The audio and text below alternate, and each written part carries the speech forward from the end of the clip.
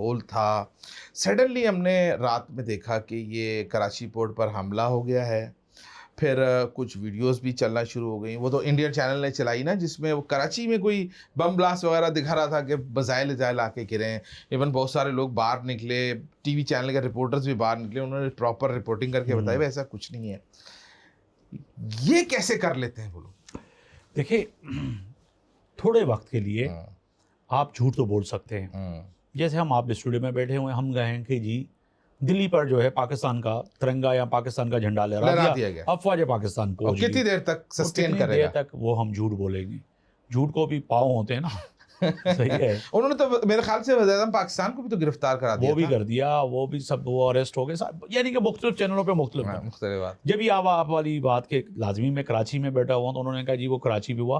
तो बहुत अच्छे दोस्त जर्नलिस्ट भी हैं बेचारों ने, मैं आपको मोबाइल दिखा रहा हूँ कि उन्होंने मैसेज किया, आफ्ताब भाई आपकी फैमिली शर्मिंदा होते हैं। नहीं, उस वक्त सिचुएशन लाजमी उनके यहाँ चैनल पे चल रही थी, मैं उस वक्त की बात कर रहा हूँ। कंफर्म कर रहे थे कि यार आप खैरियत से हैं। लाजमी जंग का माहौल है, मगर हमारी दोस्तियाँ बहुत पुरानी हैं। तो उन्होंने कहा आपकी फैमिली और ये, क्योंकि बमबारी हो रही है और पोर्ट पे पहुंच गई है हमारी सेना, तो वो बेचारे कंफर्म कर रहे थे। तो मैं हंस रहा था, मैंने कहा यार आपकी सेना जो है, बस वो आपका सेनापति जो है पता नहीं कहाँ गायब हो गया। आपका सेनापति जो है।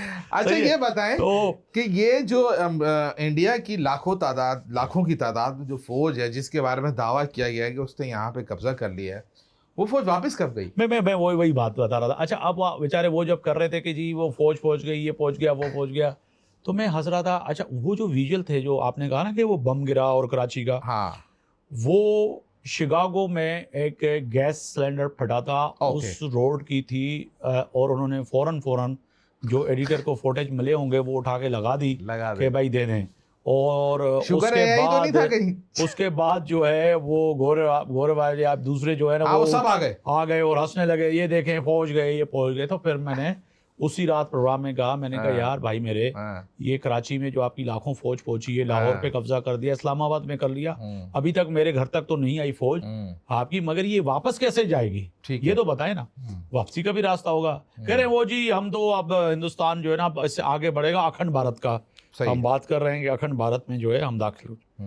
तो ये झूठ जो बोलते हैं जोर से, फिर जो यहाँ पर जो पाकिस्तान में भी, आप हर दुनिया के कोने में, जैसे आप डीसी में चले जाएं, दिल्ली में चले जाएं, इस्लामाबाद में चले जाएं, तेहरान में चले जाएं, बीजिंग में चले जाएं, यहाँ कैपिटल हर कंट्री के जो शहर सिटीज़ होते हैं, कैपिटल सिटीज़ होते हैं, वहाँ पर पूरी दुनिया के इंटरनेशनल मीडिया के लोग होते हैं, ब्यूरो ऑफिसेस होते हैं, लोग होते हैं। ऐसा नहीं है कि बस वो आप बात करेंगे वो बस कंफर्म नहीं होगी। तो मतलब मेरा एक सवाल है यहीं पे कि जब हमले की खबर इंडियन मीडिया ने चला दी कि कराची पर हमला हो गया, इस्लामाबाद में हमला हो गया, वज़ीर-ए-आज़म को गिरफ्तार कर लिया, तो यकीनी तौर पे इंटरनेशनल मीडिया के जो ब्यूरो ऑफिसेस होंगे जो कि इस्लामाबाद और कराची में हैं, तो उन्होंने विदिन 15 मिनट्स इसको काउंटर चेक कर लिया होगा। कोई मुश्किल बात भी ज़्यादा, क्योंकि खिड़की से बाहर इस्लामाबाद के BBC, CNN के, फॉक्स न्यूज़ के, अल जजीरा के, उन्होंने खिड़की से बात देखा होगा, यार ये तो यहाँ पे तो माहौल कुछ भी नहीं है। कराची में भी पूछा होगा, यहाँ पे भी उनके ऑफिसेस हैं, क्योंकि बड़ा पाकिस्तान का शहर, इकोनॉमी, सही बात है, एक माशी हब है। यहाँ भी देखा होगा भाई पोर्ट का क्या हाल है, मोबाइल चल रहे हैं, टीवी चल रही है, बस दस्तूर जो है जिंदगी रवां दवा है। और सब अगर हमला होता है तो सबसे पहले तो ब्लैकआउट होता है। हाँ, तो हमने तो कहीं ब्लैकआउट नहीं किया।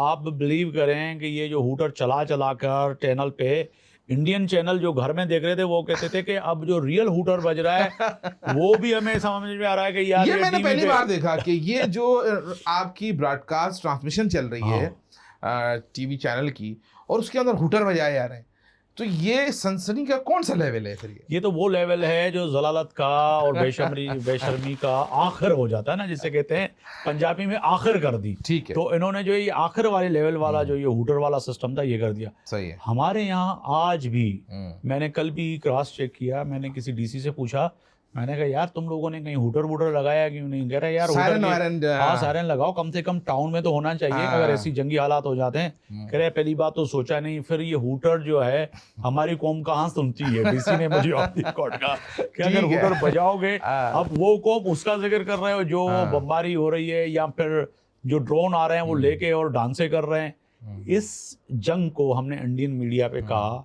कि पाकिस्तानियों ने जो थोड़े वक्त के लिए जंग मुसलत की थी, ये टेस्ट था, इस कौम ने आपको उसको पिकनिक में तब्दील करके दे दिया। आहनी अहसाब के लोग हैं पाकिस्तान, ठीक है। जहाँ पर ड्रोन गिर रहा था वहां पे एक बंदे ने पूछा कहाँ गए, तो कह रहे यार मैंने पकौड़ों का ठेला लगा दिया था, लोग देखने आ रहे थे, तो मैंने ये गनीमत समझा मेरे जो है ना, चलो यहाँ कारोबार पहुंच गए वहां पे, कबाड़ी पहुंच गए, पूरी फैमिलियां जो है ना बाइकों पे बैठ बैठ के, कराची वाले जो होते हैं मुंह में गुटका, भाई किधर गिरा है।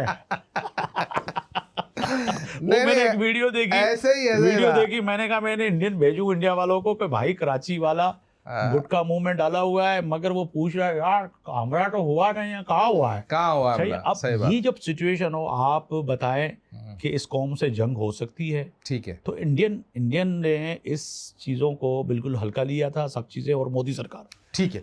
अच्छा, आप मुझे ये बताइए कि आम सुनने वाले के लिए बताइएगा कि जो हम समझते हैं कि इंडिया पर जो इस वक्त हिंदुस्तान पे जो रूल कर रहा है वो मोदी कर रहा है और बीजेपी कर रही है, सियासी पार्टी है, तो फिर आरएसएस क्या है? थोड़ा इस पर रोशनी डालिएगा कि आरएसएस कैसे जो है बीजेपी को कंट्रोल करती है, और आरएसएस की जो आइडियोलॉजी क्या है वो आम आदमी के लिए अगर आप थोड़ा सा बताएं। देखिए, और इसका कितना रोल है पाकिस्तान दुश्मनी में? बिल्कुल पाकिस्तानी नहीं, आलमी इस्लाम के लिए, हिंदुत्ववाद नजरिया। हाँ, ये तो पाकिस्तान तो इसीलिए है क्योंकि हम न्यूक्लियर पावर हैं और पूरे आलम इस्लाम के हम अलंबरदार हैं, और यकीनन ही हैं, कहीं पे भी कुछ भी होता है, ये वो मुल्क है जिसने आलम इस्लाम की तर्जुबानी की है।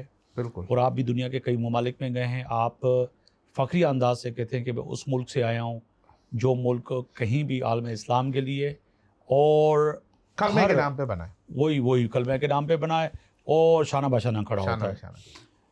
तो देखें, आरएसएस और बीजेपी जो है आरएसएस की एक सियासी शाख है। ठीक है।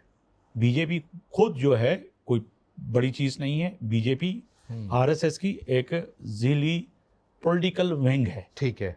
जिसको ऑपरेट जो करती है वो आरएसएस करती है। ठीक है। उसका संघ करता है। संघ किसे कहते हैं? संघ से मुराद ये है कि जैसे आप सीसीआई कहें पाकिस्तान पीपल्स पार्टी में, एमक्यूएम में जैसे कमेटी के लिए, हाँ, जैसे एमक्यूएम में राफ्ता कमेटी हुआ करती थी, इसी तरह जो है जमात इस्लामी में अगर देखे जाए तो उनका भी एक शूरा है।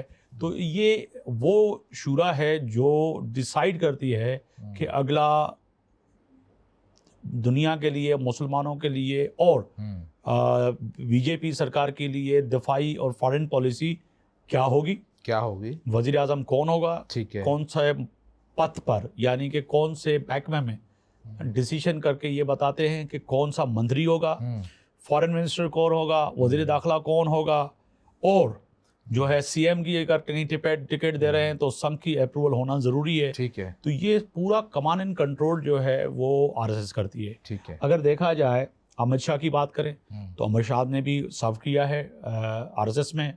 अगर आप पुरानी तस्वीरें आपके नाज़रीन गूगल करेंगे अमित शाह की और अगर आप जाके नरेंद्र मोदी की तस्वीरें करेंगे सच, तो वो चड्डी में और जैसे उनको कहते हैं उनका जो वर्दी होती है और वाइट शर्ट और कैप में, तो वो मोदी भी आपको नज़र आएंगे कि वो झाड़ू देते हुए नज़र आ रहे हैं, तो मोदी ने भी वहाँ सर्व किया है। सही। तो ये वहाँ से एक हिंदुत्व और एक नफरत मुसलमानों के लिए पैदा करने वाली ये आरएसएस, जो कि आरएसएस के गुंडे वहाँ पर हर चीज़ करते हैं। ठीक है।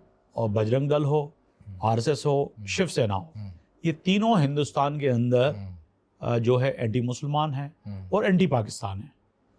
शिवसेना और इनका आपस में नेक्सस भी है, कहीं ना कहीं है, वो दिखते अलग अलग हैं, हाँ, लेकिन अंदर से वो ऐसा कोई मामला होता है तो एक होते हैं। अब अगर आप जो बाल ठाकरे थे उनकी आप देखें, तो बाल ठाकरे ने बम्बई में मुसलमानों के साथ क्या किया, बिल्कुल ऐसे ही। ठीक है। फिर उदय ठाकरे और राज ठाकरे फिर जाके आपस में वो अलग हो गए, बिल्कुल ऐसे ही। ठीक है। उन्होंने बीजेपी के नज़रिए नुक्ते से अलग, फिर जो है बाल ठाकरे के नुक्ता नज़र कुछ और था, तो फिर जो है उदय ठाकरे और राज ठाकरे जो है फिर वो अलग हो गए आगे जाके। तो कहने का मकसद है, तो ये मुसलमानों के लिए वहाँ पर इंतहाई सूरत हाल ख़राब है। देखिए, अब आप एक बात सुनिएगा, नफ़रत की इंतहा देखें। हमारे यहाँ तो एक प्रोफेशनल ISPR एक इदारा है जो कि पाकिस्तान की मीडिया को गाए बगाए जो भी अफवाज पाकिस्तान का एक डिसिप्लिन होता है उससे आगाह करता है और ख़बर देता है। वही खबर हम देते थे। हम अपनी तरफ से कोई खबर नहीं देते क्योंकि अफवाज में एक डिसिप्लिन है और उसके तहत ही हमारी अफवाज और चलती है। कई बरसों से प्रैक्टिस चलती भी आ रही है।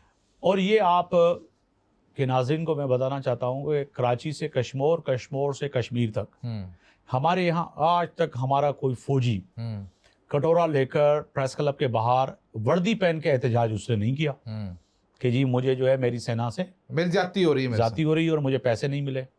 ठीक है, अगर गूगल करें आप भी तो आप इंडियन फौजियों की वीडियोस हैं, बहुत प्रोटेस्ट है। ठीक है, आप दिल्ली प्रेस क्लब के बाहर, बम्बई प्रेस क्लब के बाहर और हर जगह पर नेशनल असेंबली के बाहर वो उनके फौजी वर्दी पहन के एहतजाज कर रहे। इस वक्त जिस वक्त ये सूरत हाल थी तो इस वक्त भी वो कह रहे हैं, उनके आके वीडियो बयान दे दिए कि भाई इसमें इन्वॉल्व जो है ये हमारे खुद जो है अपने लोग हैं, फौजी है, आप पाकिस्तान पे इल्ज़ाम क्यों लगा रहे हैं, इससे ज़्यादा एविडेंस क्या हो। ठीक है, ठीक है। तो एक तो उनके अंदर ये डिसिप्लिन है नहीं फौज के अंदर।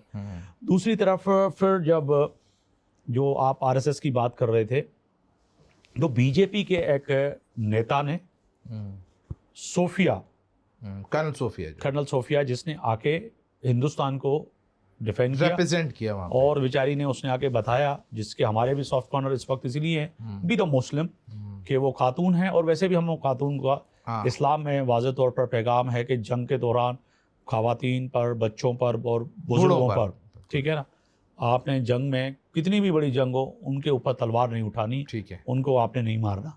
पर उस खातून को जिन अल्फाज से इनके नेता ने गालियाँ और जिन अल्फाजों से उनको आतंकवादियों की बहन करार दिया तो उससे आपको हिंदुस्तान के आम बीजेपी की सरकार के और हिंदुस्तानी की नाम नेहाद RSS की सोच बयां करती है कि वो अपने लोगों को भी नहीं बख्शते। ठीक है।